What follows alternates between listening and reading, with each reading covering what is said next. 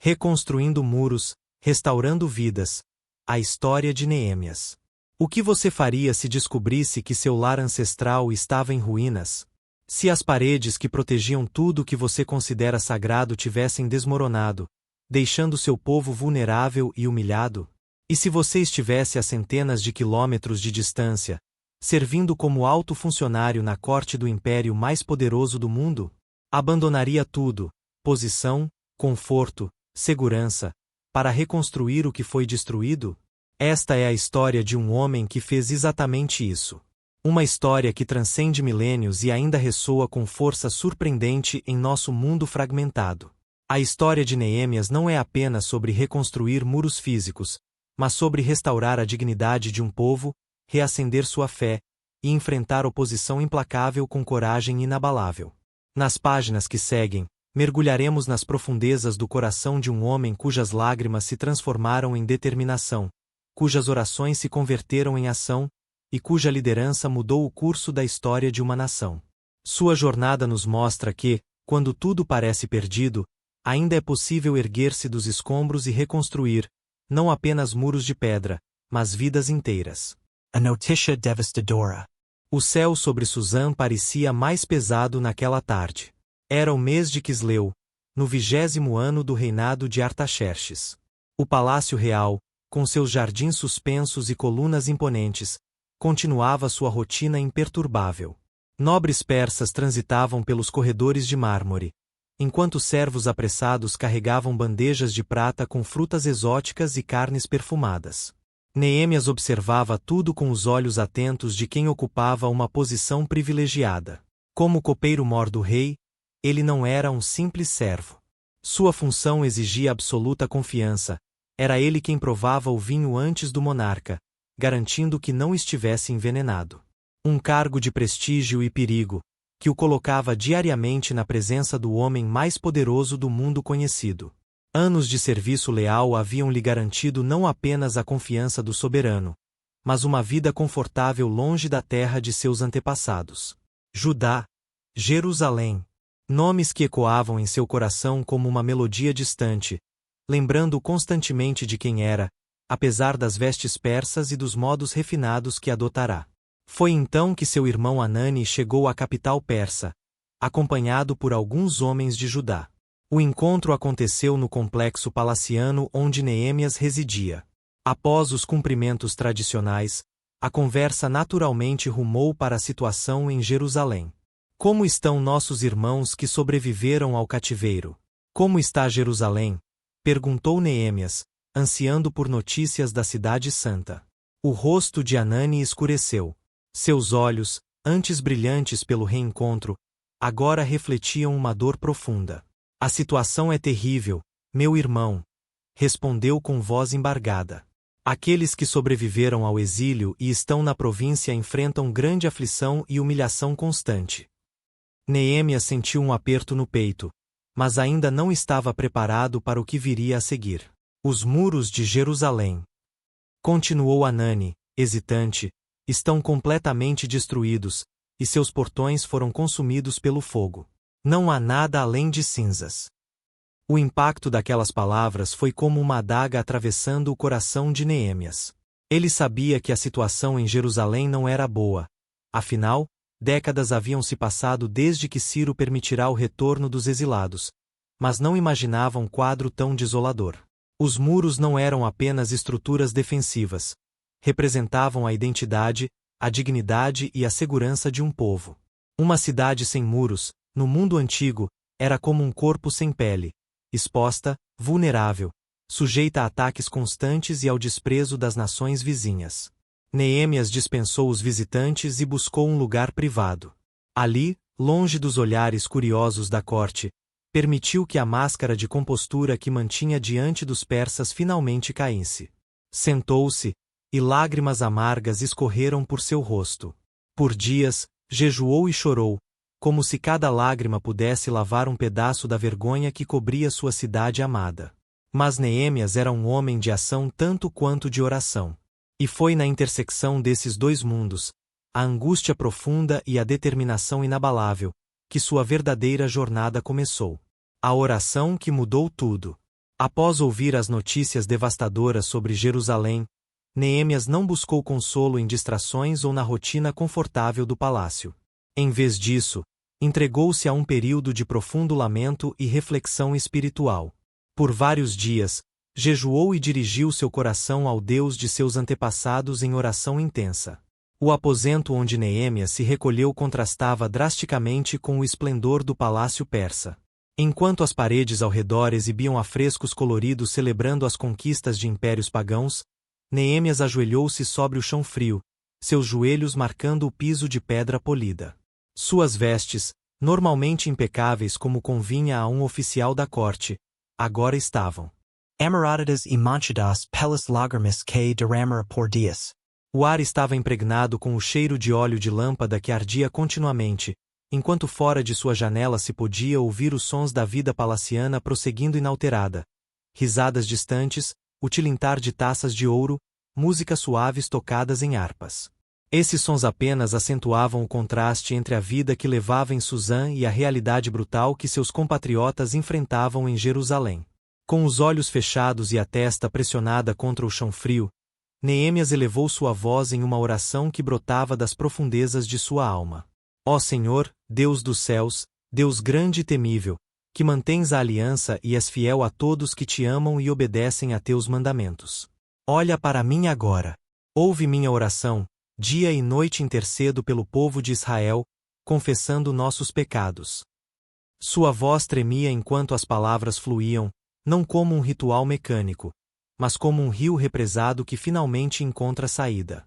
Eu e a casa de meu pai estamos entre os que pecaram contra ti. Temos agido perversamente.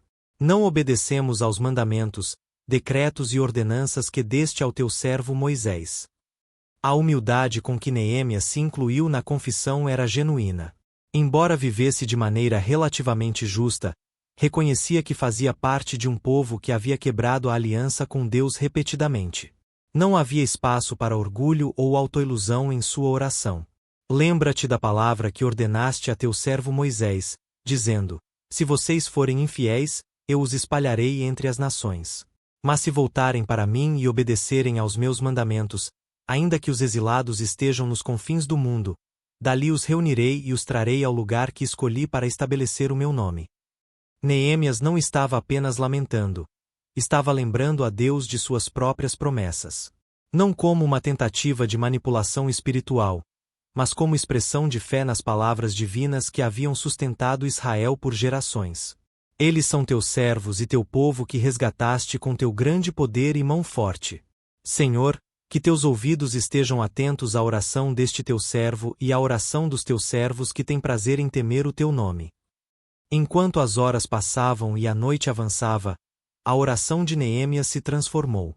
O que começara como lamento agora se tornava um pedido específico, uma visão audaciosa do que poderia acontecer. Dá sucesso hoje ao teu servo, concedendo-lhe a misericórdia deste homem. Este homem a quem Neemias se referia não era outro senão o próprio rei Artaxerxes, o monarca mais poderoso do mundo conhecido.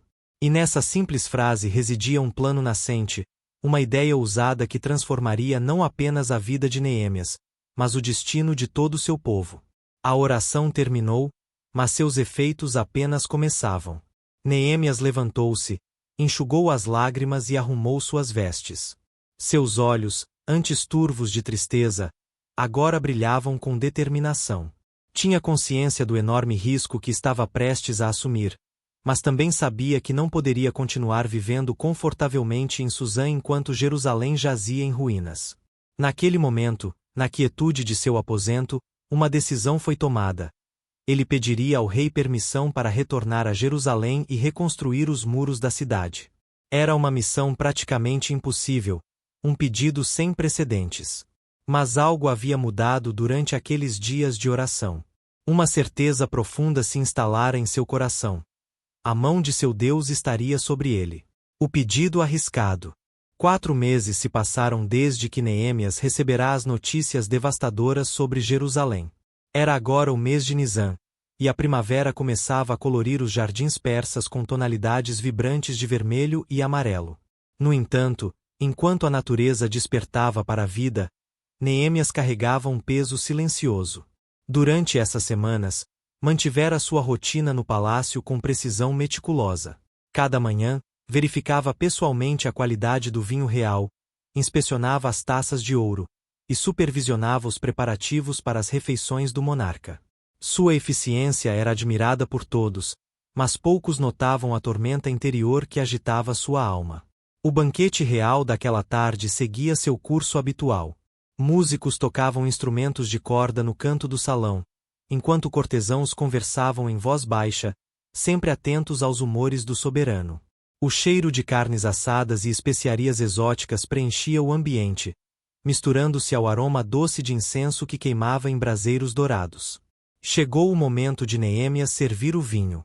Com passos firmes, aproximou-se do trono onde Artaxerxes reclinava. A rainha estava sentada ao lado do rei, observando a cena com olhos atentos. Neemias nunca havia permitido que suas emoções pessoais interferissem em suas funções oficiais. Até hoje. Enquanto servia o vinho na taça real, suas mãos tremeram levemente, um movimento quase imperceptível, mas não para os olhos treinados de um monarca acostumado a detectar qualquer sinal de perigo. Porque sua face está abatida. Se não está doente? Perguntou Artaxerxes, fitando-o com intensidade. Isso só pode ser tristeza de coração. As palavras do rei atravessaram o salão silencioso como uma flecha. Neemias sentiu um calafrio percorrer sua espinha.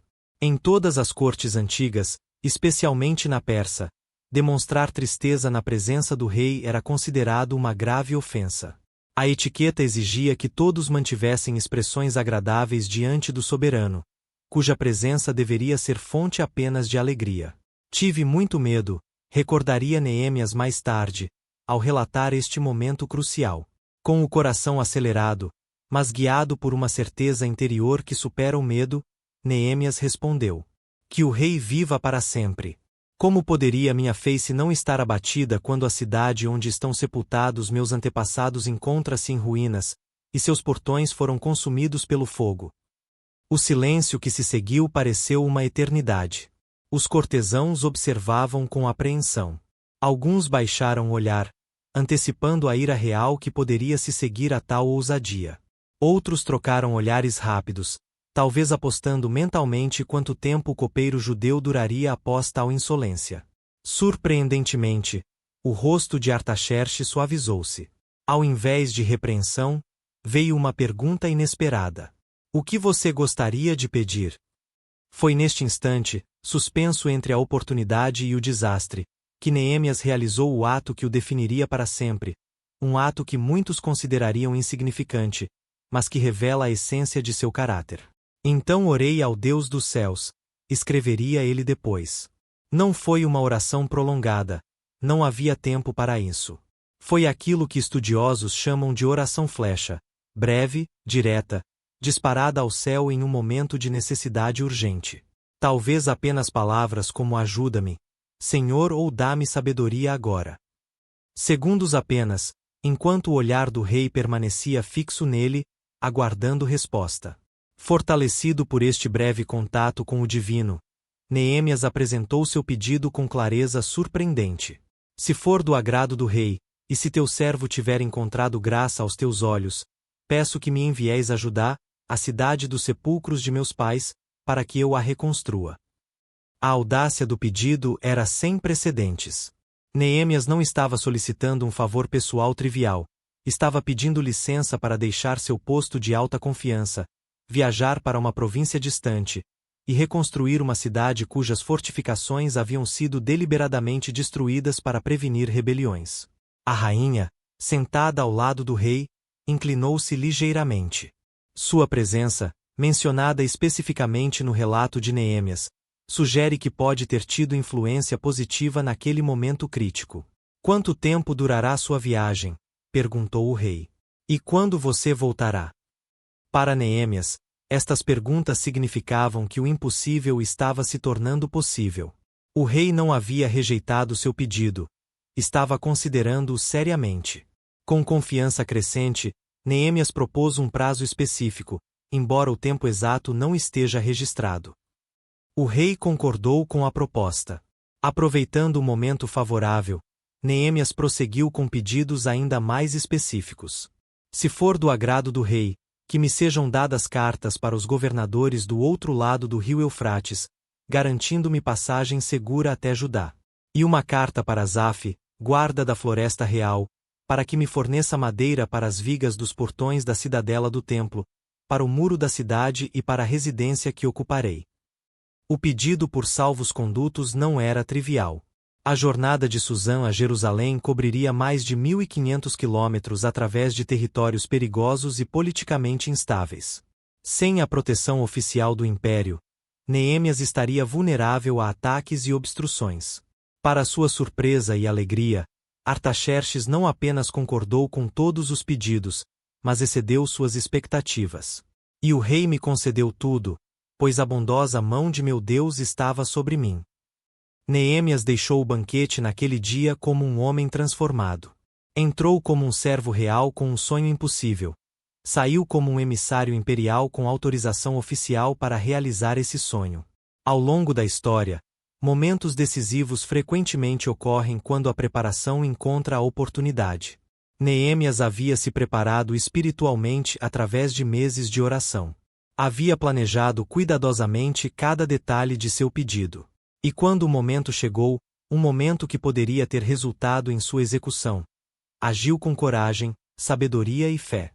O rei mais poderoso do mundo havia dito sim. Agora, o verdadeiro trabalho começaria. A jornada e a inspeção secreta. Armado com cartas reais e acompanhado por uma escolta militar fornecida pelo próprio Artaxerxes, Neemias partiu de Susã com determinação inabalável.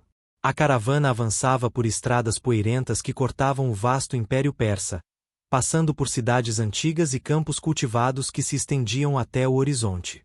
O sol castigava impiedosamente durante o dia, enquanto as noites frias do deserto exigiam fogueiras altas para afastar tanto o frio quanto os predadores.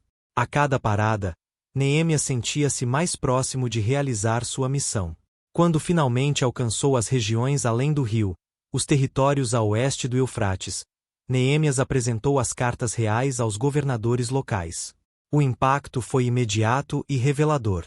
Quando Sambalate, o Horonita, e Tobias, o oficial amonita, souberam disso, ficaram indignados por ter chegado alguém que buscasse o bem dos filhos de Israel. Estas palavras, registradas com precisão por Neemias, revelam um fato crucial. Antes mesmo de chegar a Jerusalém, já havia poderosos adversários determinados a frustrar sua missão. Sambalate, provavelmente governador de Samaria, e Tobias, um oficial amonita com influência significativa, viam a chegada de Neemias como uma ameaça direta aos seus interesses políticos e econômicos na região. Após semanas de viagem extenuante, Neemias finalmente avistou Jerusalém ao longe. A cidade que havia povoado seus sonhos e orações por tanto tempo agora se materializava diante de seus olhos. Mas a realidade era ainda mais dolorosa que os relatos ouvidos em Susã. Do alto de uma colina, observou os escombros do que fora a cidade de Davi. Muros desmoronados, portões queimados, casas em ruínas. O templo, reconstruído décadas antes por Zorobabel, erguia-se como um símbolo solitário de esperança em meio à desolação. Mas sem muros para protegê-lo, permanecia vulnerável como uma joia preciosa deixada no caminho de ladrões. Neemias entrou na cidade sem alarde. Surpreendentemente, não anunciou imediatamente sua missão ou autoridade. Em vez disso, descansou por 3 dias, observando, ouvindo, absorvendo a situação. Era um líder que compreendia o valor da avaliação cuidadosa antes da ação. Então, numa decisão que revelava tanto prudência quanto coragem, planejou uma inspeção noturna dos muros da cidade. Durante a noite, eu e alguns homens comigo levantamo-nos e saímos. Não contei a ninguém o que meu Deus havia colocado em meu coração para fazer por Jerusalém. Não levamos outro animal além daquele em que eu estava montado. A lua lançava sombras fantasmagóricas sobre as ruínas enquanto Neemias, acompanhado por um pequeno grupo de confiança, iniciava sua inspeção secreta. O silêncio da noite era quebrado apenas pelo ocasional ulular de corujas e o som dos cascos de seu animal sobre pedras soltas. Era noite quando saí pela porta do vale em direção à fonte do dragão e à porta do monturo, examinando os muros de Jerusalém que estavam derribados e seus portões que haviam sido consumidos pelo fogo. A jornada revelou-se mais difícil do que antecipara. Em alguns pontos, os escombros eram tão extensos que bloqueavam completamente a passagem. Prossegui até a porta da fonte e o tanque do rei, mas não havia lugar para o animal em que eu montava passar. Onde não podia passar montado, Neemias descia e continuava a pé, tateando no escuro, tropeçando ocasionalmente nas pedras caídas, sentindo com as próprias mãos a extensão da destruição. Subi pelo vale durante a noite, examinando o muro. Por fim, voltei e entrei novamente pela porta do vale. A inspeção completa confirmou o que seus olhos já haviam visto do alto da colina. A devastação era total. Não se tratava apenas de reparos aqui e ali. Os muros precisariam ser reconstruídos praticamente do zero. Ao retornar de sua inspeção noturna, Neemias manteve discrição absoluta. Os oficiais não sabiam aonde eu tinha ido ou o que eu estava fazendo, pois até então não tinha dito nada aos judeus, nem aos sacerdotes, nem aos nobres, nem aos oficiais, nem a qualquer outro que participaria da obra. Esta discrição não era fruto de desconfiança infundada, mas de sabedoria estratégica.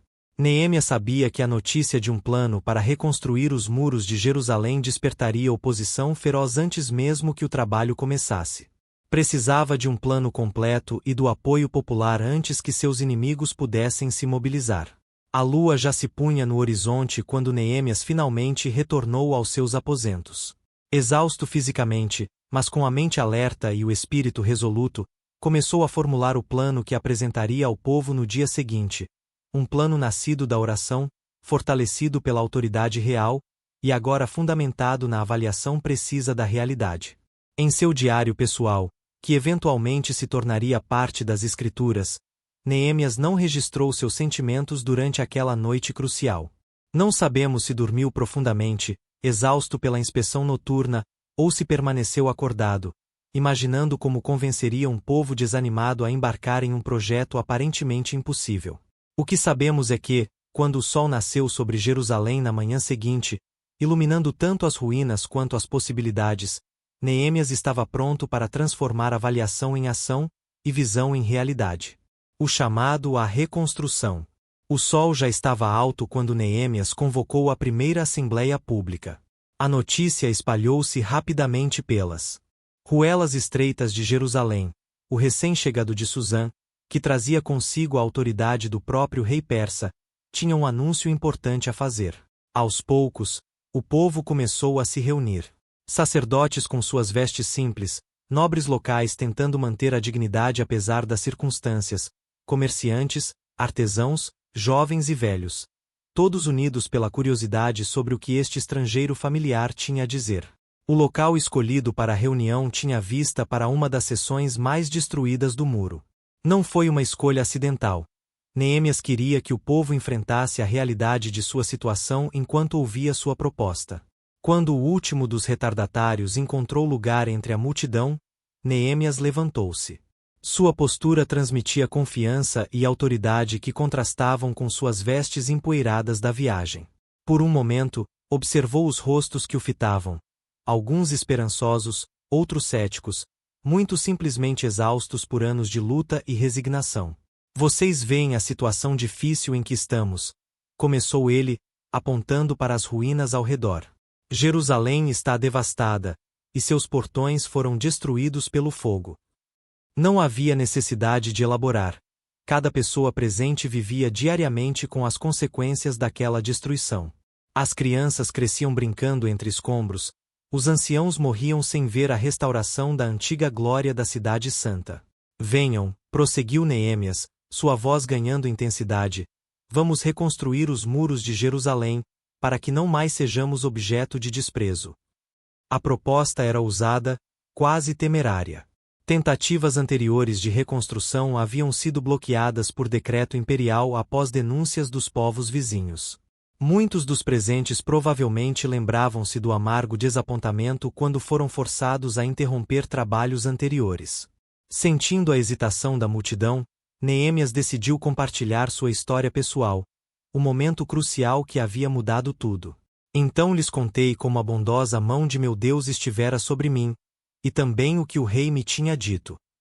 Enquanto narrava sua experiência, as notícias recebidas em Suzã, os meses de oração, o momento dramático diante de Artaxerxes, as cartas reais e a escolta militar, a atmosfera começou a mudar. A incredulidade inicial deu lugar à possibilidade, a resignação, a esperança tímida.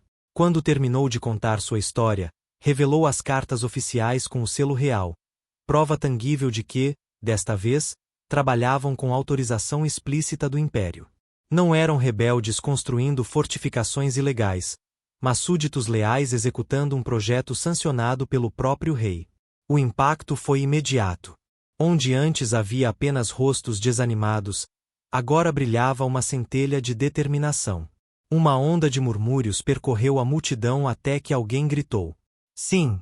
Vamos começar a reconstrução."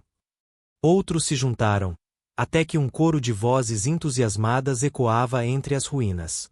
"Vamos nos levantar e construir." Foi um momento de transformação coletiva que Neemias capturou com palavras simples mas profundas. E eles se dispuseram a iniciar este bom trabalho. Mas nem todos compartilhavam deste entusiasmo renovado. A notícia da Assembleia e da decisão de reconstruir os muros espalhou-se rapidamente para além das fronteiras da cidade. E, como Neemias já antecipara, a reação foi imediata e hostil.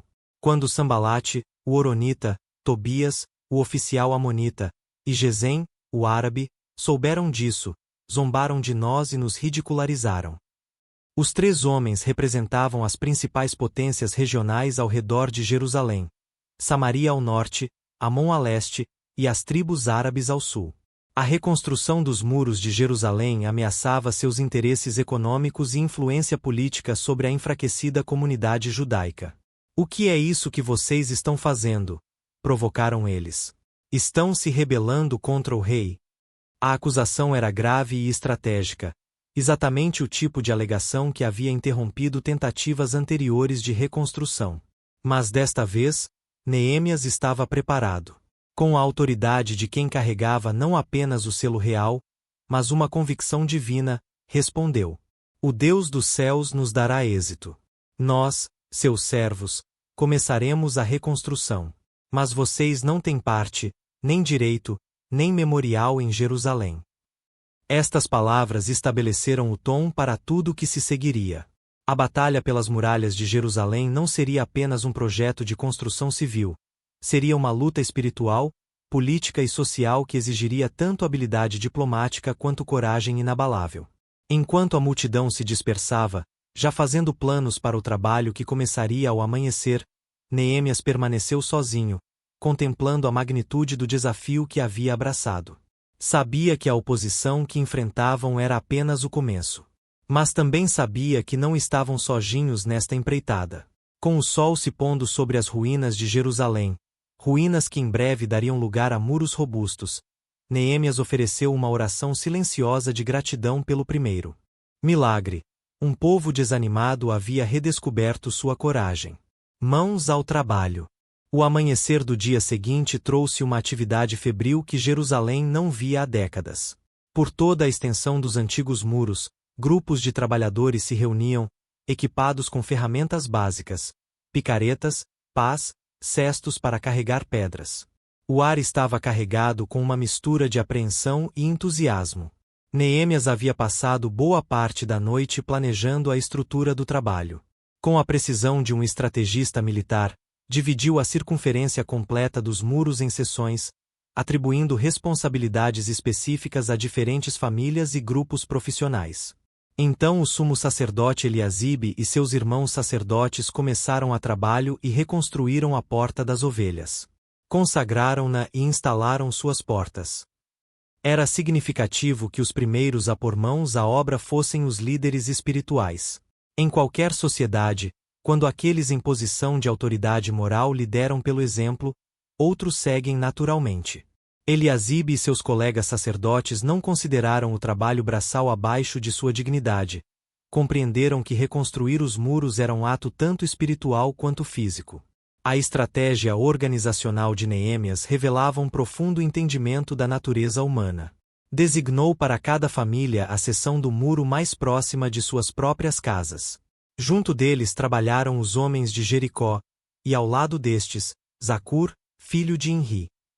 Malquias, filho de Arém, e Assub, filho de Paate-Moabe, repararam outra seção e a Torre dos Fornos.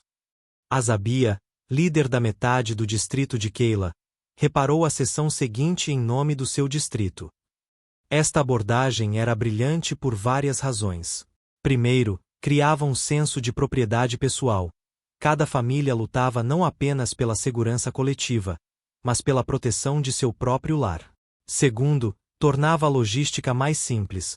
Os trabalhadores não precisavam viajar longas distâncias para chegar ao local de trabalho. Terceiro, facilitava a comunicação e a adaptação rápida a ameaças ou dificuldades que surgissem. O trabalho avançava em ritmo surpreendente. Pedras antigas eram desenteradas dos escombros, limpa e recolocadas. Onde faltavam materiais, novas pedras eram extraídas das pedreiras próximas. A madeira fornecida por Asaf, guardião das florestas reais, conforme solicitado por Neemias ao rei, era cuidadosamente cortada para formar vigas e estruturas para os portões. As mãos do povo, há muito acostumadas apenas a tarefas domésticas ou agrícolas, agora ficavam calejadas pelo árduo trabalho de construção. Mulheres preparavam alimentos para seus maridos e filhos que trabalhavam nas muralhas. Crianças corriam transportando pequenos jarros de água para saciar a sede dos trabalhadores sob o sol escaldante. No entanto, nem todos participavam com igual entusiasmo. Os nobres de Tecoa, porém, não quiseram colocar seus ombros no trabalho que lhes foi designado. Esta breve observação revela que mesmo dentro da comunidade judaica havia divisões e resistência. Alguns consideravam-se acima do trabalho manual, muito refinados para sujar as mãos com argamassa e pedras. Neemias não tentou coagir estes nobres, simplesmente registrou sua recusa, deixando que a história julgasse sua escolha. Por outro lado, muitos trabalharam além do esperado. Alguns repararam não apenas sua seção designada, mas continuaram para uma segunda seção. Meremote, filho de Urias, neto de Acós, reparou a seção seguinte, desde a porta da casa de Eliasibe até o fim da casa. Depois dele, Binui, filho de Enadade, reparou outra seção, desde a casa de Azarias até a esquina. A reconstrução não envolvia apenas força bruta, mas habilidade especializada. Artesãos como ourives e perfumistas, profissionais cujas mãos normalmente realizavam trabalhos delicados, agora aplicavam sua precisão à colocação de pedras. Uziel, filho de Araia, um dos ourives, fez os reparos da seção seguinte, e junto dele trabalhou Ananias, um dos perfumistas. O projeto avançava seção por seção, cada grupo completando sua parte do muro, instalando vigas e colocando portas com seus trincos e trancas. A paisagem de Jerusalém transformava-se a cada dia. Onde antes havia apenas montões de pedras, agora erguiam-se muralhas que cresciam em altura continuamente. Os desafios eram constantes. Algumas seções exigiam reparos mais extensos devido à natureza do terreno ou à severidade da destruição original. A escassez de ferramentas adequadas significava que muitos trabalhavam com implementos improvisados ou compartilhavam os instrumentos disponíveis. O calor do verão palestino castigava impiedosamente, fazendo com que o suor escorresse pelos rostos e corpos dos trabalhadores, misturando-se com a poeira e a argamassa. As noites traziam pouco alívio. Músculos doloridos e bolhas nas mãos eram o preço diário do progresso. Ainda assim, o povo persistia. O que impulsionava pescadores, pedreiros, escribas e sacerdotes a suportar tal fadiga? O que transformava homens comuns e mulheres ordinárias em construtores determinados? A resposta podia ser encontrada nas palavras simples que ecoavam à medida que o trabalho avançava. O Deus dos céus nos dará êxito. Era mais que um slogan motivacional, era uma declaração de fé. Cada pedra colocada na muralha representava não apenas um ato de construção civil, mas um ato de adoração, de obediência, de esperança restaurada. E observando tudo, movendo-se de seção em seção, oferecendo encorajamento aqui, conselho técnico ali, e sua própria força de trabalho onde mais necessário, estava Neemias, não mais apenas o copeiro real, mas o catalisador de uma transformação nacional que transcenderia os muros físicos que erguiam. Enquanto o sol se punha no horizonte, lançando sombras longas dos muros parcialmente reconstruídos sobre a cidade, uma sensação crescente tomava conta dos trabalhadores exaustos. O impossível estava se tornando possível, diante de seus próprios olhos. A oposição intensifica. O som de martelos e cinzéis ecoando pelos vales ao redor de Jerusalém carregava uma mensagem que logo alcançou ouvidos hostis. À medida que as muralhas cresciam visivelmente dia após dia, a irritação inicial dos inimigos de Judá transformou-se em fúria palpável. A primeira reação veio na forma de zombaria. Sambalate, cuja posição como governador de Samaria era diretamente ameaçada pelo ressurgimento de Jerusalém como centro regional de poder, reuniu seus aliados e oficiais para ridicularizar publicamente o projeto. O que pensam que estão fazendo esses fracos judeus? Vociferou ele, garantindo que suas palavras fossem ouvidas pelos trabalhadores nas muralhas. Acham que podem restaurar a cidade em um dia? Vão conseguir fazer reviver essas pedras dos montes de entulho e de pó, ainda mais quando estão queimadas. Ao seu lado, Tobias, o oficial amonita, acrescentou com desprezo: ora, basta uma raposa pular sobre esse muro de pedra que eles estão construindo e ele desmoronará. Estas provocações, deliberadamente altas para que fossem ouvidas pelos trabalhadores, visavam minar o moral e semear dúvidas sobre a viabilidade do projeto. Era uma tática psicológica sofisticada, fazer com que o próprio povo questionasse se o esforço hercúleo valia a pena, se não estavam apenas se desgastando por uma causa fadada ao fracasso. Neemias, ao ouvir estas zombarias, não respondeu diretamente aos provocadores. Em vez disso, dirigiu-se a uma autoridade superior. Ouve, ó nosso Deus, como somos desprezados. Faze recair sobre eles os seus insultos. Entrego-os como despojo numa terra de cativeiro. Não perdoes os seus pecados nem apagues as suas transgressões, pois provocaram-te a ira diante dos construtores. Esta oração revelava tanto a humanidade quanto a espiritualidade de Neemias. Ele não fingiu ser imune às ofensas, sentiu profundamente a dor da zombaria e não hesitou em pedir justiça divina. Ao mesmo tempo, não tomou a vingança em suas próprias mãos, deixando o julgamento para Deus enquanto mantinha o foco na missão. Após esta oração, retornou ao trabalho com determinação renovada. Assim reconstruímos o muro até a metade da sua altura, pois o povo trabalhava com todo o coração. Esta simples declaração marcava uma vitória significativa. Em tempo surpreendentemente curto, o muro já alcançava metade de sua altura planejada. O progresso era inegável e visível mesmo à distância. E foi precisamente este progresso visível que elevou a oposição a um novo e perigoso patamar. Percebendo que a ridicularização havia falhado, os inimigos de Jerusalém passaram da zombaria verbal à conspiração violenta.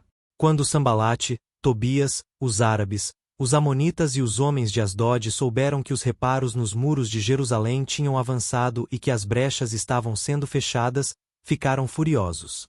Todos juntos, conspiram para lutar contra Jerusalém e causar confusão. A coalizão formada contra Jerusalém era impressionante em sua abrangência geográfica e política.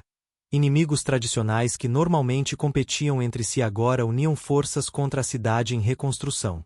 Sambalate representava os interesses de Samaria ao norte, Tobias, os amonitas a leste. Os árabes dominavam as regiões sulistas, e Asdod era uma das principais cidades filisteias a oeste. Em termos modernos, seria como se uma pequena comunidade se visse repentinamente cercada por potências hostis de todos os lados, cada uma com recursos militares superiores e motivação para destruí-la. A ameaça era clara e iminente. Planejaram vir atacar Jerusalém e causar confusão. Informantes trouxeram notícias alarmantes para Neemias. 10 vezes os habitantes das povoações vizinhas vieram nos dizer: de todos os lugares de onde vocês vierem, eles nos atacarão. A situação exigia ação imediata. Com a calma de um estrategista experimentado, Neemias implementou um plano de defesa em múltiplas camadas. Por isso posicionei homens armados nos pontos mais baixos e expostos do muro, distribuídos por famílias, com suas espadas, lanças e arcos. A decisão de agrupar os defensores por unidades familiares era inspirada. Homens lutariam com fervor redobrado quando protegendo diretamente seus entes queridos. A estratégia também garantia coesão natural entre os grupos defensivos. Depois que avaliei a situação, dirigi-me aos nobres, aos oficiais e ao restante do povo, e disse: não tenham medo deles. Lembrem-se do Senhor, que é grande e temível, e lutem por seus irmãos, por seus filhos e filhas, por suas mulheres e por suas casas. Estas palavras combinavam apelo espiritual com motivação prática, recordavam ao povo que lutavam não apenas por pedras e argamassa, mas por suas famílias e pelo próprio direito de existir como comunidade. A mensagem surtiu efeito. A resistência física se fortaleceu, mas mais importante, a resistência psicológica do povo se solidificou. Quando os inimigos descobriram que Jerusalém estava preparada e vigilante, o ataque surpresa planejado perdeu sua vantagem tática. Quando os nossos inimigos souberam que estávamos informados do seu plano e que Deus o tinha frustrado, todos nós voltamos ao muro, cada um à sua obra. No entanto, a partir daquele dia, o trabalho de reconstrução tornou-se significativamente mais complexo. Desde aquele dia, metade dos meus homens trabalhava na construção e a outra metade empunhava lanças, escudos, arcos e armaduras. A imagem que se seguiu entrou para a história como símbolo poderoso de determinação contra a oposição implacável. Os que carregavam materiais faziam o trabalho com uma mão e com a outra seguravam uma arma. E cada um dos construtores trazia sua espada presa à cintura enquanto trabalhava. Para coordenar este sistema de trabalho-vigilância, Neemias estabeleceu um sistema de comunicação de emergência. O homem que devia tocar a trombeta ficava sempre ao meu lado. E eu disse aos nobres, aos oficiais e ao restante do povo: a obra é grande e extensa, e estamos separados, distantes uns dos outros, ao longo do muro. Onde vocês ouvirem o som da trombeta, juntem-se a nós. Nosso Deus lutará por nós. A vida em Jerusalém transformou-se em uma existência de vigilância constante. Mesmo as necessidades básicas como descanso e higiene pessoal foram adaptadas à nova realidade. Naqueles dias, nem eu, nem meus irmãos, nem meus homens, nem os guardas que me acompanhavam, tirávamos as roupas, e cada um permanecia armado mesmo para buscar água. Esta declaração extraordinária revela o nível de compromisso e sacrifício que a situação exigia. Durante semanas, talvez meses, os líderes da reconstrução permaneceram constantemente vestidos e armados, prontos para responder a um ataque a qualquer momento. Para o observador externo, a cena em Jerusalém deve ter parecido surreal: pedreiros com espadas, carregadores de água com escudos, vigilantes alertas nos pontos mais altos das muralhas parcialmente reconstruídas. Uma cidade inteira transformada em uma curiosa mistura de canteiro de obras e acampamento militar. Mas para os participantes desta história extraordinária, cada pedra colocada no muro representava um ato de resistência. Cada dia completado sem ataque era uma vitória. E cada seção de muro que alcançava sua altura completa era um testemunho silencioso de que nem a intimidação, nem a conspiração, nem as ameaças armadas poderiam deter um povo unido por propósito e fé. No centro deste drama, coordenando tanto a construção quanto a defesa, permanecia Neemias, o homem que trocara o conforto do palácio persa pela poeira de Jerusalém, e a segurança pessoal pela causa de seu povo. Justiça interna. Enquanto os muros físicos de Jerusalém cresciam diariamente, fissuras perigosas ameaçavam a unidade interna da comunidade. No meio do imenso esforço de reconstrução, Neemias foi confrontado com um problema que ameaçava minar todo o projeto mais efetivamente que qualquer inimigo externo: a exploração dos pobres pelos ricos dentro da própria comunidade judaica. A crise veio à tona quando um clamor popular, especialmente das mulheres, irrompeu contra seus compatriotas judeus. Ouviu-se um grande clamor do povo e de suas mulheres contra seus irmãos judeus. As queixas revelavam uma situação de injustiça econômica sistemática que se desenvolvera enquanto todos estavam focados na reconstrução das muralhas. Alguns diziam: Temos muitos filhos e filhas. Precisamos de trigo para comer e sobreviver. Outros afirmavam: tivemos que penhorar nossos campos, vinhas e casas para comprar trigo durante a fome. A situação piorava progressivamente. Outros ainda diziam: tivemos que pedir dinheiro emprestado para pagar o imposto das nossas terras e das nossas vinhas ao rei. Embora sejamos do mesmo sangue que os nossos compatriotas e os nossos filhos sejam tão bons quanto os deles, temos que subjugar nossos filhos e filhas à escravidão. Algumas de nossas filhas já foram escravizadas, mas não podemos fazer nada, pois nossos campos e nossas vinhas pertencem a outros. O quadro que Emergia era devastator. Enquanto trabalhavam nos muros, muitas famílias não podiam simultaneamente cultivar seus campos. A escassez resultante de alimentos obrigava-os a pedir empréstimos a taxas exorbitantes. Quando não conseguiam pagar, perdiam suas terras e, em última instância, tinham que entregar seus próprios filhos como escravos para saldar as dívidas. O mais chocante era que os credores não eram opressores estrangeiros, mas seus irmãos judeus, os nobres e oficiais da própria comunidade que aproveitavam a situação desesperadora para enriquecer às custas dos mais vulneráveis. Ao ouvir estas queixas, Neemias não reagiu impulsivamente. O texto relata sua resposta cuidadosamente calibrada. Quando ouvi o clamor deles e essas acusações, fiquei indignado. A indignação moral é frequentemente o primeiro passo para a reforma social significativa. Neemias sentiu genuína revolta diante da injustiça, mas não permitiu que a emoção nublasse seu julgamento. O que se seguiu foi um processo deliberado de consideração e ação. Reflete sobre o assunto e então repreendi os nobres e os oficiais. Após reflexão cuidadosa, Neemias confrontou diretamente os responsáveis. Sua acusação foi direta e incisiva. Vocês estão cobrando juros dos seus próprios irmãos.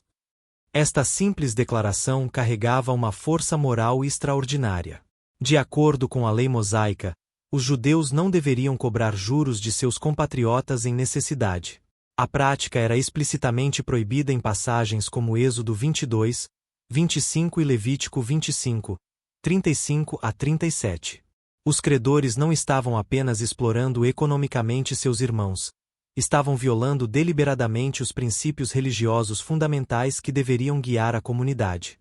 Para amplificar o impacto de sua mensagem, Neemias não se contentou com uma repreensão privada. Organizou uma assembleia pública para tratar do assunto. Convoquei uma grande assembleia contra eles. Diante da comunidade reunida, Neemias apresentou um contraste poderoso entre suas próprias ações e as dos exploradores. Na medida do possível, nós estamos comprando de volta nossos irmãos judeus que foram vendidos aos estrangeiros. Agora vocês estão vendendo seus próprios irmãos, para que sejam vendidos de volta para nós. A ironia da situação era dolorosa.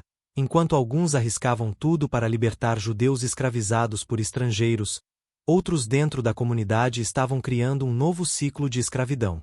Confrontados publicamente, os acusados ficaram em silêncio e nada encontraram para dizer. Seu silêncio era uma admissão tácita de culpa. A vergonha pública funcionou como catalisador para a próxima fase do plano de Neemias. E acrescentei: o que vocês estão fazendo não está certo. Não deveriam andar no temor do nosso Deus para evitar a zombaria dos nossos inimigos, as outras nações. Esta apelação combinava preocupações morais, religiosas e estratégicas. Neemias argumentou que a injustiça interna não apenas violava princípios divinos, mas também enfraquecia a posição de Judá perante seus inimigos ao expor divisões internas. Então veio o momento crucial. Neemias passou da repreensão para o chamado à ação concreta. Eu, meus irmãos e meus homens também estamos emprestando dinheiro e trigo ao povo. Mas vamos acabar com a cobrança de juros. Devolvam hoje mesmo os campos, as vinhas, os olivais e as casas deles, bem como a percentagem do dinheiro, do trigo, do vinho e do azeite que vocês estão cobrando deles. A solução proposta era radical, não apenas cessar a prática de cobrar juros dali em diante, mas fazer restituição completa por danos passados. A resposta dos acusados foi surpreendente. Nós os devolveremos, disseram eles, e não exigiremos mais nada deles. Faremos como você diz. O arrependimento parecia genuíno, mas Neemias não confiou apenas em promessas verbais. Para formalizar o compromisso. Então chamei os sacerdotes e os fiz jurar que cumpririam a sua promessa. Este não era um juramento feito levianamente. Invocar os sacerdotes para administrar o juramento elevava o compromisso a um nível sagrado, trazendo implicações religiosas para qualquer violação futura. Como gesto simbólico final, Neemias acrescentou uma maldição física dramática à promessa verbal. Também sacudi a dobra do meu manto e disse: assim sacuda Deus do seu lar e dos seus bens todo o homem que não cumprir essa promessa. Que assim seja ele sacudido e esvaziado. A Assembleia respondeu com um amém coletivo e louvaram o Senhor, sinalizando adesão comunitária ao novo pacto social. E o povo cumpriu a sua promessa. Estas poucas palavras marcam uma vitória tão significativa quanto qualquer avanço na construção dos muros físicos. Uma comunidade que não consegue manter justiça interna jamais poderá resistir efetivamente a ameaças externas. Mas a história não termina com a reforma social. Neemias acrescenta um detalhe pessoal revelador. Além disso, desde o dia em que fui nomeado governador deles, na terra de Judá, do 20º ao 32º ano do rei Artaxerxes, durante 12 anos, nem eu nem meus irmãos comemos a comida destinada ao governador. Este não era um detalhe incidental, mas fundamental para entender a liderança moral de Neemias. Como governador, ele tinha direito legal a cobrar pesados impostos para sua manutenção pessoal. Seus predecessores haviam feito exatamente isso. Os governadores anteriores, que me antecederam, sobrecarregavam o povo e tomavam deles pão e vinho, além de 480 gramas de prata. Até os auxiliares deles oprimiam o povo. Em contraste direto. Por temer a Deus, não agi desse modo. Neemias não apenas exigiu justiça dos outros, mas exemplificou-a em sua própria vida, frequentemente a grande custo pessoal. Ao contrário, eu mesmo me dediquei ao trabalho neste muro. Todos os meus homens foram reunidos ali para o trabalho. Não compramos nenhum pedaço de terra. Sua mesa oficial permanecia generosa, não para benefício pessoal, mas como extensão de sua hospitalidade. Eu fornecia alimento para 150 judeus e oficiais, além dos que vinham das nações vizinhas. A cada dia, seu próprio bolso pagava por um boi, 6 ovelhas selecionadas e aves, além de todo tipo de vinho em abundância, não para luxo pessoal, mas como parte de suas responsabilidades como governador. E então, depois desta demonstração de integridade pessoal, Neemias encerra o relato com uma oração simples. Lembra-te de mim, meu Deus, e trata-me com bondade conforme tudo o que fiz por este povo. Esta oração revela um aspecto crucial da motivação de Neemias. Ele não buscava reconhecimento humano ou compensação terrena por seus sacrifícios. Sua preocupação final era ser lembrado favoravelmente por Deus, uma motivação que transcendia cálculos políticos imediatos. A lição deste episódio ressoa através dos milênios. Muros externos de proteção, por mais fortes que sejam, jamais conseguirão preservar uma comunidade que é internamente corroída pela injustiça. A reforma social e a reconstrução física eram, para Neemias, dois aspectos inseparáveis da mesma missão divina. Táticas de distração. O trabalho nos muros de Jerusalém avançava firmemente apesar da oposição feroz. À medida que os espaços entre as torres se fechavam e os portões eram instalados, os inimigos da cidade perceberam que seu tempo para impedir a conclusão da obra estava se esgotando rapidamente. Incapazes de deter o projeto por meio de intimidação ou ataque direto, recorreram a táticas mais sutis e potencialmente mais perigosas. A nova estratégia começou com um convite aparentemente amigável. Então Sambalate, Tobias, Gesem, o árabe, e o resto de nossos inimigos souberam que eu havia reconstruído o muro e que não restara nenhuma brecha, embora até aquele momento eu ainda não tivesse colocado as portas nos portões. Sambalate e Gesem mandaram dizer-me: venha, vamos nos encontrar em Quefirém, na planície de Ono. À primeira vista, o convite parecia uma oferta de reconciliação ou negociação, uma oportunidade para resolver diferenças pacificamente. O local sugerido, A planície de Ono estava a aproximadamente 30 quilômetros de Jerusalém, em território relativamente neutro. Em tempos normais, tal convite diplomático seria considerado um desenvolvimento positivo. Mas Neemias não era ingênuo. Mas eles estavam tramando fazer-me mal. Esta percepção vinha não apenas de suspeita natural, mas de informações concretas que havia recebido sobre as verdadeiras intenções de seus adversários. O local isolado, longe da proteção dos muros de Jerusalém e dos trabalhadores leais, ofereceria oportunidade perfeita para uma emboscada ou assassinato. Com um discernimento aguçado, Neemias respondeu: Estou executando um grande projeto e não posso descer. Por que parar a obra para ir encontrar-me com vocês?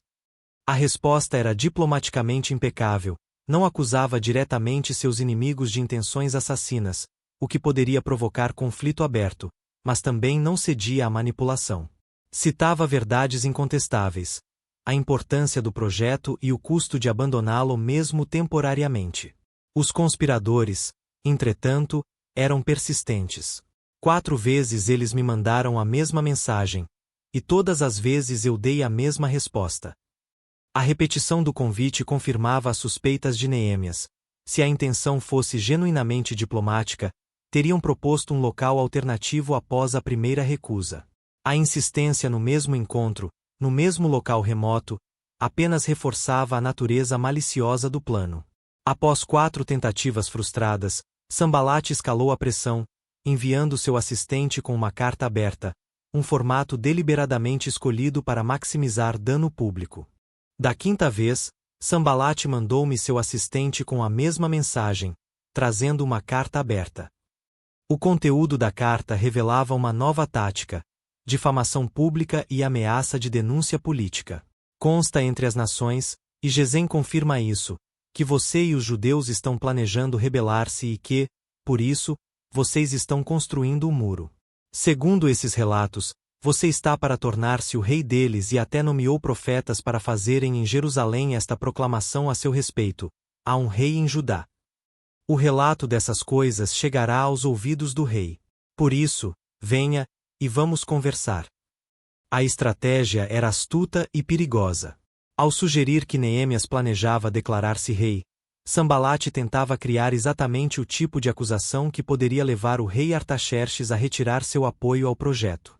Rebeliões em províncias distantes eram uma preocupação constante para o Império Persa, e acusações de sedição eram levadas extremamente a sério.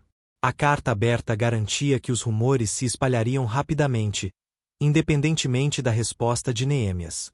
Se ele aceitasse o encontro, pareceria confirmar as suspeitas. Se recusasse, pareceria ter algo a esconder. A resposta de Neemias foi um modelo de controle e clareza.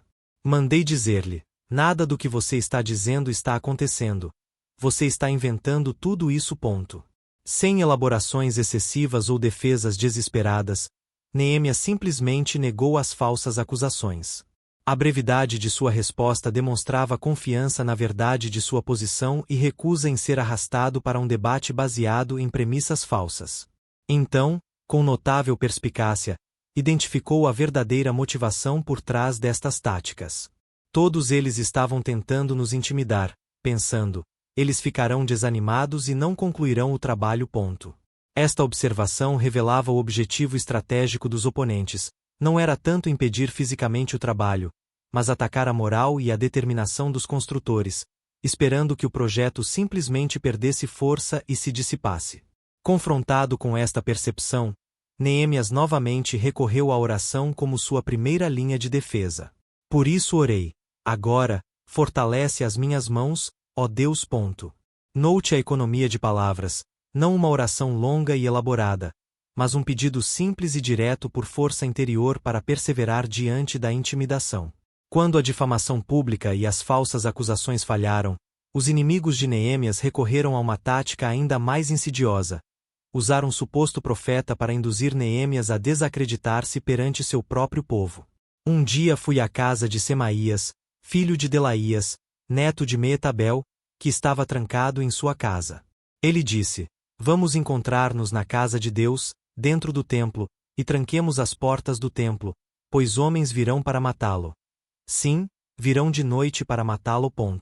Esta estratégia era particularmente perigosa, porque explorava múltiplas vulnerabilidades simultaneamente.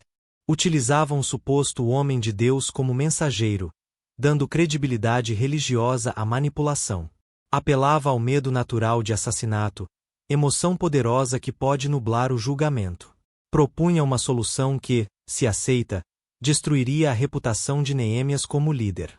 Sobre este último ponto, é crucial entender por que abrigar-se no templo seria desastroso para Neemias.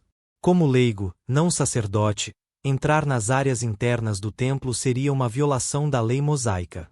Além disso, mostrar tal covardia depois de insistir que outros permanecessem em seus postos de trabalho apesar das ameaças teria devastado sua credibilidade moral. A resposta de Neemias revelou tanto sua coragem pessoal quanto seu discernimento espiritual. Mas eu respondi: um homem como eu deveria fugir? Alguém como eu deveria entrar no templo para salvar a vida? Não entrarei. Ponto. Esta recusa não era apenas questão de orgulho pessoal, mas de integridade fundamental. Neemias compreendeu que a verdadeira coragem muitas vezes exige permanecer exposto ao perigo em vez de buscar segurança às custas da integridade. Mais significativamente, Neemias percebeu a verdadeira fonte desta profecia. Percebi que Deus não o tinha enviado, mas que ele havia profetizado contra mim porque Tobias e Sambalate o haviam contratado.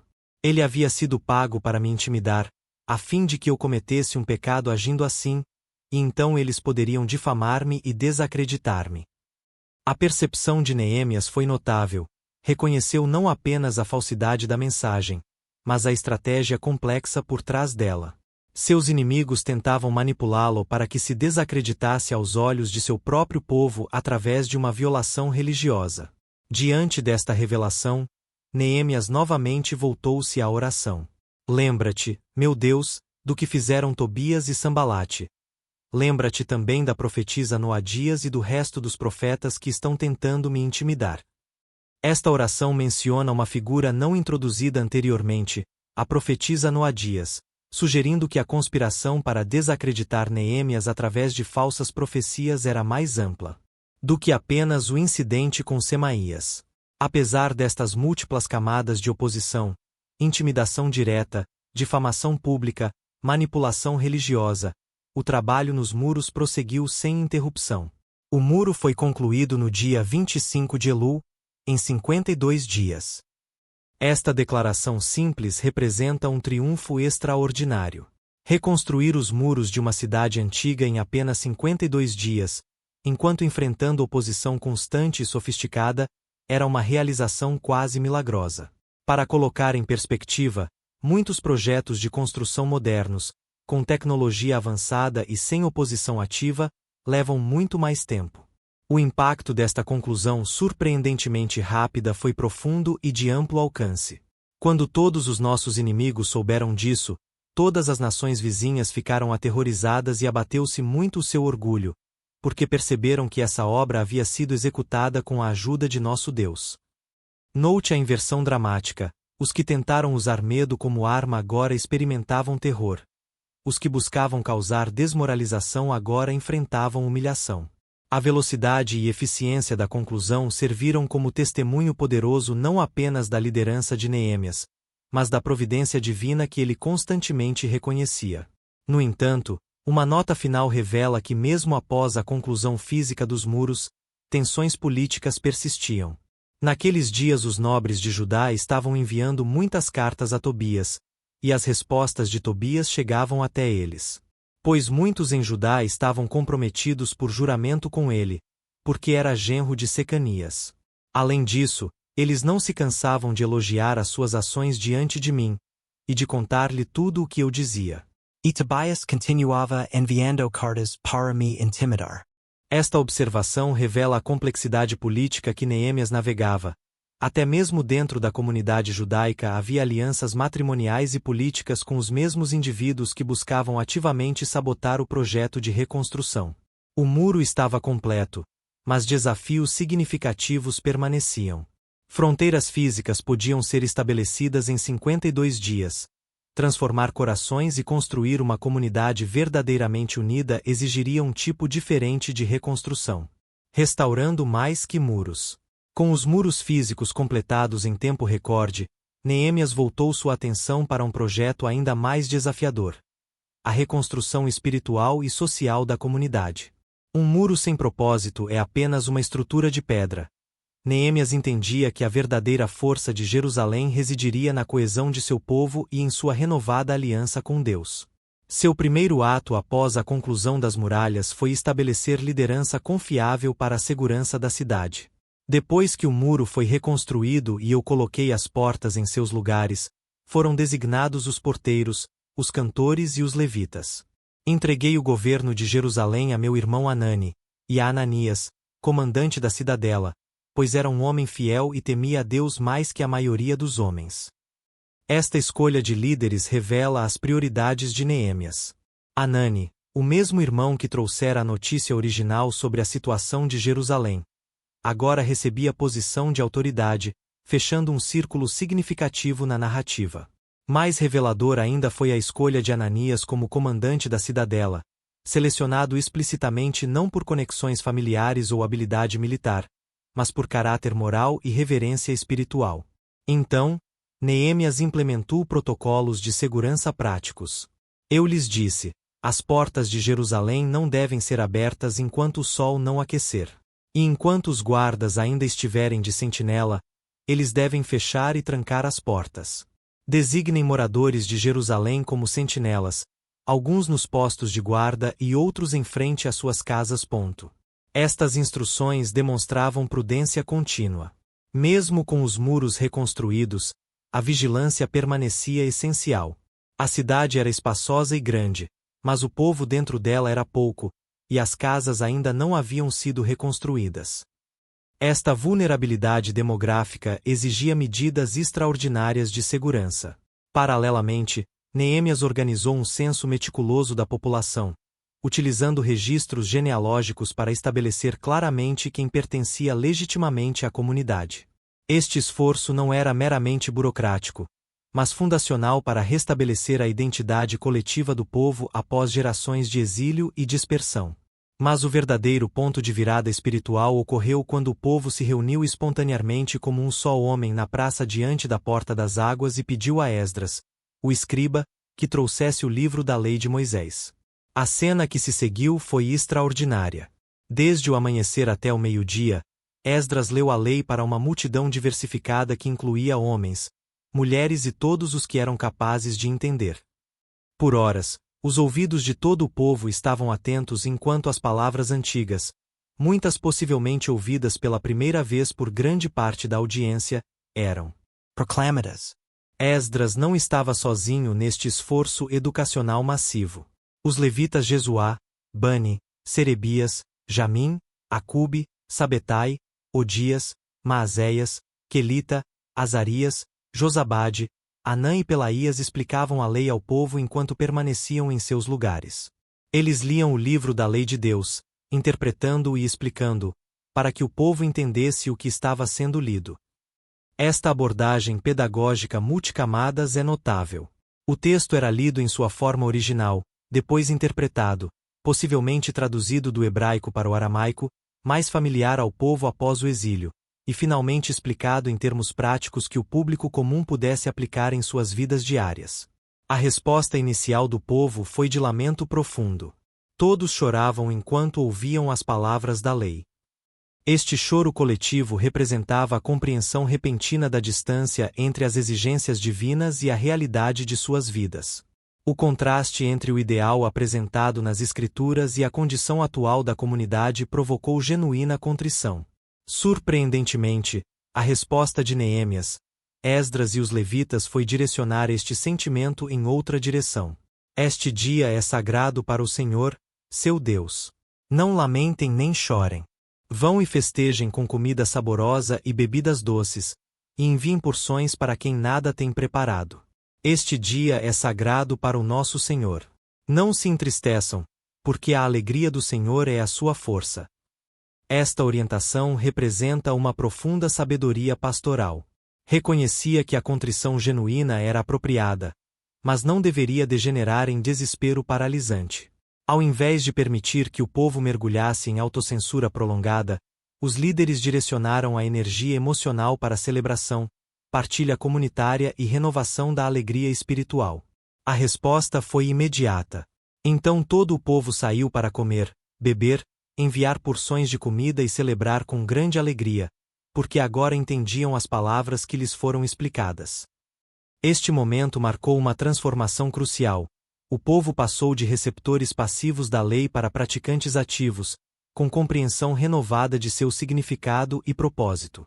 No segundo dia, os chefes de família, juntamente com sacerdotes e levitas, aprofundaram seu estudo da lei com Esdras. Esta imersão mais intensa levou a uma descoberta significativa: as instruções sobre a festa dos tabernáculos, uma celebração que aparentemente tinha sido negligenciada por gerações. Com um zelo característico, a comunidade implementou imediatamente o que aprenderam.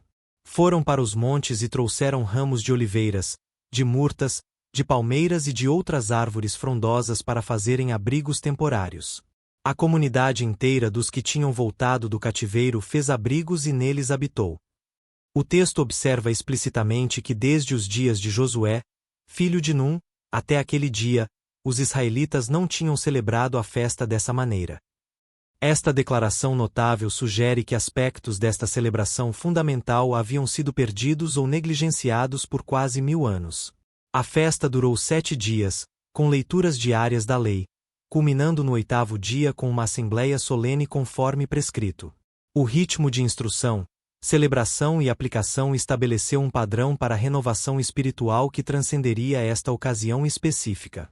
Alguns dias depois, o povo reuniu-se novamente, desta vez para uma assembleia mais solene de confissão e arrependimento. Vestidos de pano de saco e com terra sobre suas cabeças, símbolos tradicionais de luto, separaram-se de todos os estrangeiros, posicionaram-se e confessaram seus pecados e as iniquidades de seus antepassados. A manhã foi dedicada à leitura da lei, e à tarde à confissão e adoração. Os levitas lideraram o povo em uma oração histórica extraordinária que recapitulava toda a história de Israel, da criação e o chamado de Abraão, passando pela libertação do Egito, a peregrinação no deserto, a conquista da terra prometida, o ciclo de apostasia e resgate durante o período dos juízes, até o exílio e o retorno atual. Esta oração histórica não apenas relembrava eventos passados, mas interpretava teologicamente a história nacional, enfatizando particularmente o padrão de fidelidade divina contrastada com a infidelidade humana recorrente. Mas eles, nossos antepassados, tornaram-se arrogantes e obstinados. Recusaram-se a ouvir e não se lembraram dos milagres que realizaste entre eles. Tornaram-se obstinados, e em sua rebelião, designaram um líder para fazê-los voltar à escravidão. Mas tu és um Deus perdoador, gracioso e compassivo, lento para irar-se e grande em amor. Não os abandonaste. Este reconhecimento de padrões históricos não era mero exercício acadêmico, mas fundamentava a compreensão do momento presente como parte de uma narrativa divina contínua. A oração culminou em compromisso renovado. Em vista de tudo isso, estamos fazendo um acordo firme, por escrito, e nossos líderes, nossos levitas e nossos sacerdotes estão selando. O capítulo seguinte detalha este acordo. Escrito, assinado nominalmente pelos líderes comunitários representando o povo inteiro. O pacto incluía compromissos específicos. Não se casarem com povos estrangeiros. Observar o sábado e não negociar nesse dia. Observar o ano sabático e perdoar dívidas. Contribuir para a manutenção do templo. Fornecer madeira para o altar regularmente. Oferecer primícias e primogênitos conforme prescrito na lei. Pagar dízimos para sustentar os levitas e o sistema de adoração. O documento concluía com um compromisso solene: não negligenciaremos o templo do nosso Deus. Estas promessas abordam precisamente as áreas de falha histórica que levaram ao exílio original. O povo estava essencialmente declarando: não repetiremos os erros de nossos antepassados. Para fortalecer ainda mais a comunidade, medidas foram tomadas para aumentar a população dentro dos muros de Jerusalém. Os líderes do povo estabeleceram-se em Jerusalém, E o restante do povo lançou sortes para trazer 1 de cada 10 para morar em Jerusalém, a cidade santa, enquanto os outros permaneceriam em suas próprias cidades. Este esforço demográfico intencional reconhecia que uma cidade com muros fortes, mas pouca população, permaneceria vulnerável. A reconstrução completa exigia não apenas infraestrutura física, mas presença humana vibrante. A narrativa se encerra com a dedicação festiva dos muros reconstruídos. Numa cerimônia elaborada, 2 grandes coros percorreram os muros em direções opostas, encontrando-se finalmente no templo. Os 2 coros que davam graças tomaram seus lugares na casa de Deus. Os sacrifícios oferecidos naquele dia foram numerosos, e o povo alegrou-se, pois Deus lhes havia dado grande alegria. E a alegria de Jerusalém podia ser ouvida à distância. Este som de alegria, ecoando pelos vales ao redor de Jerusalém, simbolizava a transformação completa desde os dias em que Neemias, sentado em Susã, ouvirá sobre a vergonha e tristeza da cidade destruída. A obra estava completa, não apenas a reconstrução de muros de pedra, mas a restauração de uma comunidade, a renovação de uma aliança, e o renascimento de uma identidade nacional centrada na adoração ao Deus de seus antepassados. O legado de Neemias. Anos se passaram desde a conclusão dos muros de Jerusalém. Conforme prometido ao rei Artaxerxes, Neemias retornou à corte persa após completar sua missão inicial. O texto não especifica quanto tempo permaneceu em Susã, mas eventualmente solicitou e recebeu permissão para retornar a Jerusalém. O que encontrou em seu retorno foi uma realidade perturbadora que demonstrava quão frágeis podem ser as reformas, mesmo quando implementadas com fervor e determinação. Naqueles dias vi em Judá homens que espremiam uvas no tanque de prensar no sábado e traziam feixes de trigo e os carregavam em jumentos, junto com vinho, uvas, figos e toda espécie de cargas, que eles traziam para Jerusalém no dia de sábado.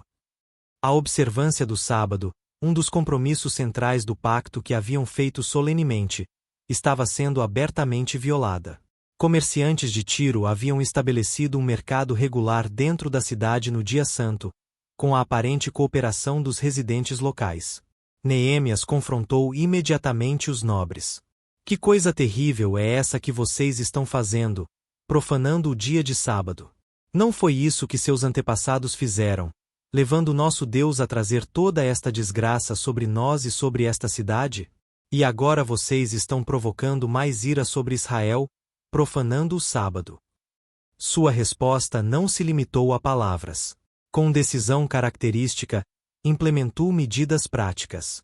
Quando começou a escurecer nos portões de Jerusalém antes do sábado, ordenei que as portas fossem fechadas e que não fossem abertas até que o sábado tivesse terminado. Posicionei alguns dos meus homens nos portões para que nenhuma carga entrasse no dia de sábado. Quando os comerciantes persistiram, acampando fora dos muros, Neemias confrontou-os diretamente. Por que vocês estão passando a noite perto do muro? Se fizerem isso novamente, porei as mãos em vocês. A ameaça surtiu efeito imediato. Daquele tempo em diante, eles não voltaram no sábado. Outra área de retrocesso envolvia casamentos mistos com povos pagãos, precisamente a prática que havia diluído a identidade nacional e espiritual de Israel no passado. Naqueles dias também vi judeus que haviam se casado com mulheres de Asdod, de Amon e de Moabe. Metade dos seus filhos falava a língua de Asdod ou a língua de um dos outros povos, e não sabia falar a língua de Judá. A consequência cultural desta prática era evidente. A nova geração estava literalmente perdendo a capacidade de compreender sua própria herança linguística e, por extensão, sua identidade religiosa distinta. A resposta de Neemias foi contundente, para sensibilidades modernas, perturbadoramente física. Repreendi-os e os amaldiçoei. Bati em alguns deles e arranquei seus cabelos. Esta reação extrema demonstra tanto a gravidade com que Neemias via este problema quanto os métodos disciplinares culturalmente aceitáveis naquela época. Mais significativo que as ações físicas foi o compromisso solene que exigiu. Fiz com que jurassem em nome de Deus, dizendo: não deem suas filhas em casamento aos filhos deles, nem aceitem as filhas deles como esposas para seus filhos ou para vocês mesmos. Como precedente histórico, Citou o exemplo do próprio rei Salomão. Não foi por causa desses casamentos que Salomão, rei de Israel, pecou? Entre as muitas nações não havia rei como ele. Era amado por seu Deus, e Deus o fez rei sobre todo Israel, mas até ele foi levado ao pecado por mulheres estrangeiras. Um terceiro problema surgiu no próprio templo. Durante a ausência de Neemias, o sumo sacerdote Eliasibe havia convertido uma sala de armazenamento destinada aos dízimos e ofertas em acomodações pessoais para Tobias. O mesmo Tobias que havia sistematicamente tentado sabotar a reconstrução dos muros. Esta afronta dupla, permitir que um inimigo declarado habitasse dentro do templo e desviar espaços consagrados para uso pessoal, provocou talvez a reação mais visceral de Neemias em toda a narrativa. Isso me desagradou profundamente. Por isso joguei todos os móveis de Tobias para fora do aposento. Então ordenei que purificassem os aposentos, e coloquei de volta neles os utensílios da casa de Deus, com as ofertas de cereal e o incenso. Esta sequência de problemas revelava uma verdade perturbadora sobre reforma institucional. A tendência natural de retornar a antigos padrões quando liderança vigilante está ausente. Mesmo compromissos feitos com aparente sinceridade e cerimônia solene haviam evaporado em relativamente pouco tempo. Em cada caso, Neemias agiu decisivamente para restaurar os padrões originais, não permitindo que o retrocesso se consolidasse. Depois de restabelecer práticas apropriadas, nomeou supervisores confiáveis para cada área problemática, reconhecendo que sistemas precisam ser estabelecidos para garantir continuidade além da presença de um único líder carismático. A narrativa conclui com uma oração que aparece como refrão ao longo do livro. Lembra-te de mim por isso, ó meu Deus, e não apagues as boas obras que fiz pela casa de meu Deus e seus serviços. Esta oração repetida revela algo profundamente significativo sobre Neemias e seu legado. Embora tenha realizado feitos extraordinários, reconstruindo muros em tempo recorde, reformando práticas econômicas injustas, renovando o compromisso nacional com a lei, ele não presume que estes sucessos garantem aprovação divina automática ou memória permanente. Há uma humildade genuína nestes apelos por lembrança divina. Neemias entende que, em última análise, não são os muros físicos que construiu que importam mais, mas o impacto espiritual e moral de sua liderança. E reconhece que mesmo este impacto permanece vulnerável ao tempo e às tendências humanas naturais. O livro termina sem resolução perfeita ou conclusão triunfante, apenas com um apelo para ser lembrado. É um final apropriadamente humano para uma história extraordinária sobre desafios humanos e perseverança humana, sustentadas pela fidelidade divina. Olhando além do texto, sabemos que Jerusalém continuaria a enfrentar ciclos de destruição e reconstrução nos séculos seguintes. Os muros que Neemias reconstruiu com tanto esforço seriam eventualmente destruídos pelos romanos. O templo que ele trabalhou para proteger e purificar seria completamente arrasado em 70 d.C. No entanto, o verdadeiro legado de Neemias transcendeu estruturas físicas. Sua liderança ajudou a preservar a identidade judaica em um momento crítico, permitindo que a comunidade mantivesse sua coesão cultural e espiritual durante séculos de dominação estrangeira. Sem esta continuidade, o estágio para eventos futuros, incluindo o surgimento do cristianismo, teria sido radicalmente alterado. Mais significativamente para leitores contemporâneos, Neemias oferece um modelo exemplar de liderança transformacional que combina visão clara nascida de preocupação genuína, coragem para enfrentar oposição implacável, habilidade para organizar e mobilizar recursos, discernimento para reconhecer distrações e manipulações, disposição para confrontar injustiça interna, compromisso com reforma sistêmica, não apenas cosmética, perseverança quando resultados iniciais são ameaçados. Em um mundo frequentemente fragmentado por divisões sociais, políticas e religiosas, a história de Neemias ressoa com poder renovado. Lembra-nos que reconstrução significativa, seja de instituições, comunidades ou vidas pessoais, sempre enfrentará resistência, exigirá sacrifício e permanecerá vulnerável a retrocessos. Mas também nos assegura que, com visão clara, liderança corajosa e fé inabalável, muros aparentemente irreparáveis podem ser reconstruídos, comunidades quebradas podem ser restauradas, e um legado duradouro pode emergir das cinzas da destruição. Agradeço sinceramente a todos que acompanharam esta narrativa sobre a extraordinária jornada de Neemias. Sua história de coragem, determinação e fé inabalável continua a inspirar-nos milhares de anos depois.